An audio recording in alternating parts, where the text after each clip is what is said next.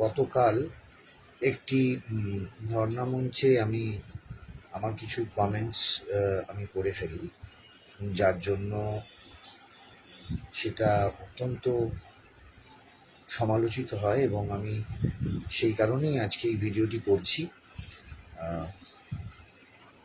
আমি প্রথমেই আপনাদেরকে জানাই যে আমি যা বলেছি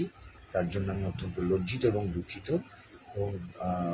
আমি কোনো সাফাই গাওয়ার জন্য আজকে এই ভিডিওটি করছি না। আমি বিশ্বাস করুন, আমি অন্তরের অন্তঃস্থল থেকে আমি বলছি যে এই 18টা দিন আমারও একটি সত্যি আমারও বাড়িতে মা আছেন, মা ছিলেন, আমার স্ত্রী আছেন, আমার সন্তান আছে, এবং আমি সত্যি কথা বলছি যে আমার বাড়িতেও একজন অসুস্থ বৃদ্ধ মানুষ আছেন যাকে মেডিকেল সাপোর্ট দিতে হয়, এবং আমি জানি আমার কাছে যে ডাক্তারের প্রয়োজন কতটা। এবং এই কদিনে জেলার বিভিন্ন প্রান্ত থেকে,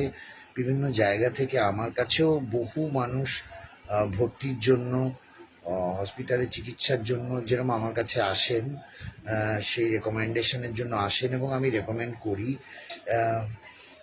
এবং আমি সত্যি কথা বলছি যে